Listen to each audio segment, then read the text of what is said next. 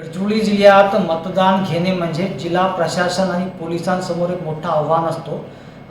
जवळपास अंतिम टप्प्यावर तयारी आहे. काही तास उरलेले आहेत. निवडणूक आहे. सर एक जवळपास 10-12 तास उरलेले आहे आणि उद्या सकाळपासून मतदान सुरू होईल. कशा प्रकारे तयारी आहे काय म्हणणार?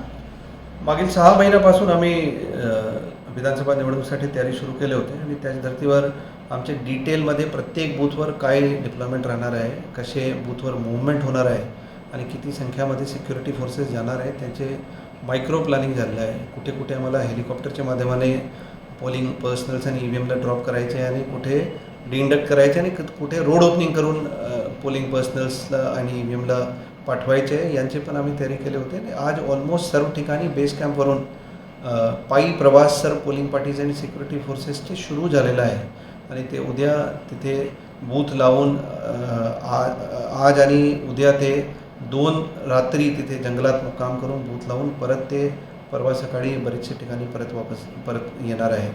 आणि त्या अनुषंगाने भरपूर सुरक्षा बल जवळपास 17,000 सुरक्षा बलाची डिप्लॉयमेंट उद्या गडचिरोलीमध्ये निवडणुकीसाठी राहणार आहे. आणि त्याच्या मदतीसाठी 5 इंडियन एअरफोर्स आणि इंडियन आर्मीचे हेलिकॉप्टर आणि 2 आमचे हेलिकॉप्टर असे 7 हेलिकॉप्टर आणि 130 ड्रोन्स आम्ही चप्पेचप्पेवर बारकाईने लक्ष ठेवण्यासाठी आम्ही डिप्लॉय केलेलं आहे. आणि मला खात्री आहे की ज्या धर्तीवर आम्ही लोकसभा निवडणूक शांततामय वातावरणामध्ये पार पाडण्यामध्ये गडचिरोली पोलीस आणि जिल्हा प्रशासनाला यश प्राप्त झाले होते, त्याच धर्तीवर आम्ही पूर्णपणे कोणतीही विध्वंसक घटना न घडून देता शांततामय वातावरणामध्ये विधानसभा निवडणूक पार पाडण्यासाठी पूर्णपणे आमची तयारी सुरू आहे. सर मतदारांना कोणतं आव्हान करणार पोलीस विभागांमार्फत की एक जयंत तयारी जी आहे गडचिरोली जिल्ह्यातील 3 विधानसभा क्षेत्रात झालेली आहे?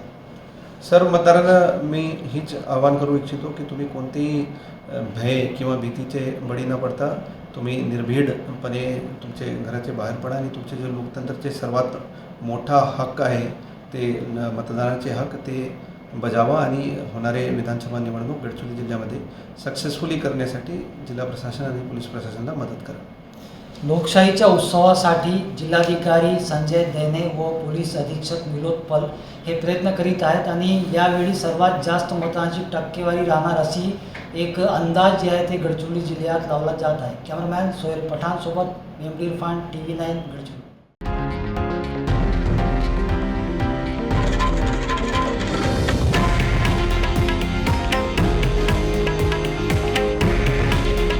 हे आहे देशातील नंबर 1 न्यूज नेटवर्क आणि आपण पाहत आहात TV9 मराठी. काळजी तुमची, हित महाराष्ट्राचं.